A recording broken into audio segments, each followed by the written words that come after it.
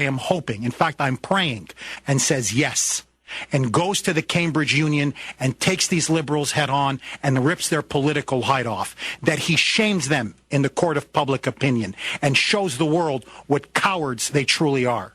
Let's get to the phone lines. The number is 1-800-449-8255. That's 1-800-449-8255. Let's go to Dana in San Francisco. Dana, welcome to the Savage Nation. Yes, hello. I believe he should go. I think it calls attention to his plight, not only amongst Americans, but particularly amongst the British people.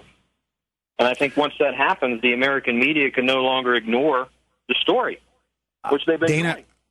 Listen, here's where I agree with you and I disagree with you, my friend. I definitely think he should go. I think you're definitely right. Yes, you're logically right. You would think that a man who has been banned and censored and blacklisted, a man who he's never murdered anybody, he's never killed anybody, he's never called for the murder or killing of anybody, that this man who's been linked to jihadist terrorists, to Russian skinheads, to literally gangsters and mobsters, to the worst vermin in society, you would think that this would be a major press story in the United States, and yet they continue to sweep it under the rug. There is clearly now, and I'm not a conspiratorial guy by nature, I really am not. There is clearly now a conspiracy within the media to try to bury this story.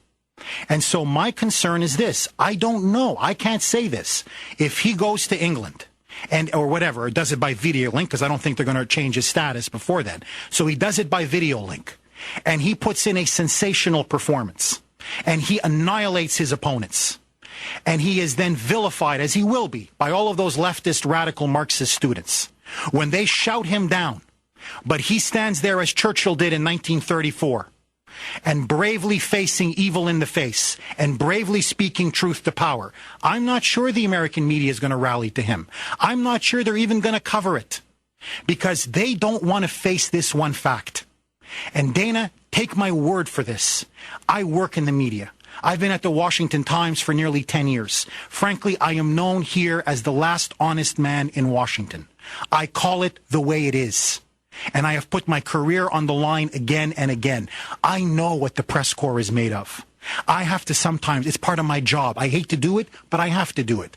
I go to their soirees. I go to their cocktail parties. I go to their silly gala dinners. I have to drink with them and eat with them and talk with them. I know what they're made of. And let me tell you, you know the class snitch? You know the snitch in your class when you were in, fourth grade, fifth grade? Those are most journalists.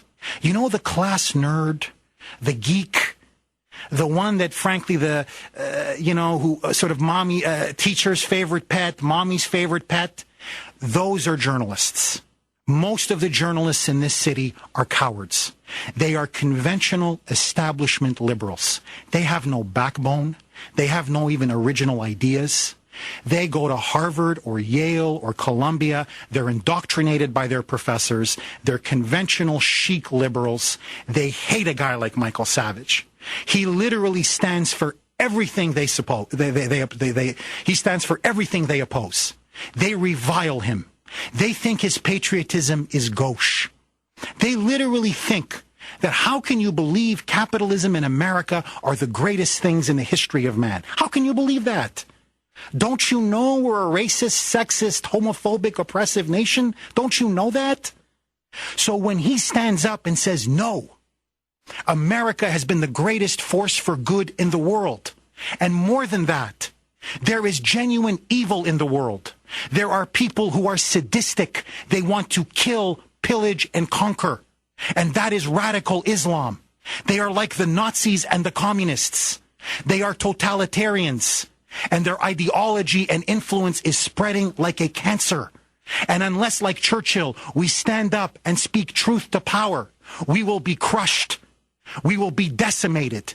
In fact, we are already losing in the Middle East. How many more wars do we have to lose? How many more American boys have to die before we wake up and realize they're not going away? And when he says that, that scares them. That scares them to their very foundations, because they don't want to confront evil. because that goes against their liberal leftist ideology. They live in a smug, comfortable world, and they want nothing to disrupt it. And that's how they were in the 1930s. That's how they were in the 1970s and 80s during the Cold War. And that's how they are today. That's why I believe the press corps is a cowardly press corps. I hold them in contempt. Almost every one of them, I hold them in contempt. And that's why I don't believe they're going to cover this story. That's my prediction. I could be wrong. Let's go to Patricia in New York. Patricia, welcome to the Savage Nation. You know, when Michael first broke this story, and I've been listening to it since day one, my actual first, call it female intuition, response was that the genesis of this came from somewhere in All the President's Men, and then it got transmitted over to London. I see this, if I were Michael, I'm trying to put myself in his shoes, my answer is unequivocally no. Because why? I see this as a sword wrapped in an olive branch, and that it's a walk into a trap. It doesn't matter how right he is, how erudite he is, it will be dissembled. Now, maybe it's because I'm Italian. It reminds me of the scene in The Godfather where, Marlon Brando keeps saying to his son for the 10th time, remember that the person who brings you the deal is the traitor. I feel that's what this is, because this is the country that debased this man for no good reason whatsoever. They're just trying to save face. So he's got to go and argue his point on their property with their debate team. Patricia, you have just made literally the counter-argument, and I think you've done it very well, to be very frank. It is a trap. I don't disagree with you there. It's clearly a trap. They believe, I know what they think, because I've been to Cambridge. My wife, ironically, actually wanted to do her PhD there. So I was forced, A, to have to go to England, and B, have to go to Cambridge. Believe me, it's extremely overrated. I have to tell you, they're pretentious, they're snobby, they're elitist, but believe me, there isn't much between the ears. They're not impressive. They really aren't. But it's a trap. And I know how they think. They think they're going to get a wild man. They think they're going to get a raving, racist lunatic. That's what they think. So they think he's going to go by video link, and they're going to embarrass and humiliate him. And the students are going to heckle him and shout him down and mock him. They're going to crucify him. They genuinely think they're going to crucify him. But I have to tell you, I've seen Michael in debate. He is a ferocious debater. And I think he will turn the tables on him. Especially what I recommend to Michael, it's up to him. But I would do it live. I would even have it broadcast over the Savage Nation if possible, or streamed on his website, so everybody can see it. That's number one. Number two, what I would advise Michael is this. I would say on this one, you are like Churchill in 1934. Remember this, Patricia, and all of you in the Savage Nation. When Winston Churchill went, it wasn't Cambridge, it was the Oxford Union. But again, very prestigious debating society. He knew he was going into the lion's den. He knew it. He knew that on that night, when they vote for the motion, should we fight for king and country, the answer would be no. They were pacifists, they were appeasers, they were cowards, they were anti-war liberals. All of them, to a man and woman. He was going to lose that debate that night with that crowd. But he took the blows. And he took the blows for the sake of the truth. He took the blows for the sake of posterity. And I believe that this is why Michael will go and why he should go. Because even though it's a trap, I believe that Michael's words will ring for decades and decades to come, for generations to come.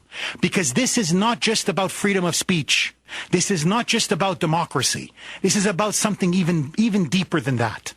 It is about the profound struggle of our time. The struggle between the free West and radical Islam. Make no mistake about it. We are in a clash of civilizations, and only one can win. Because the other side, the jihadists, the radical Muslims, they want nothing less than a global empire. For them, this is a fight to the finish.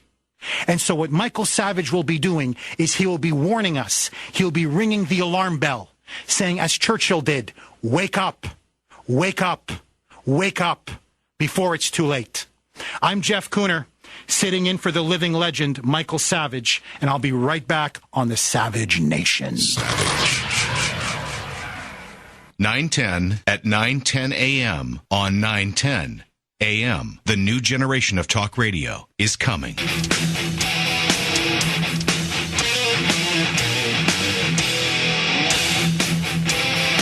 Was shocked, angered.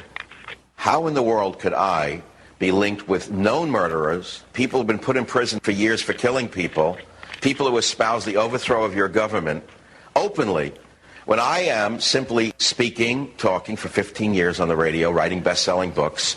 It was shocking to believe this is coming out of England, a country I've always loved and admired, specifically for its freedoms.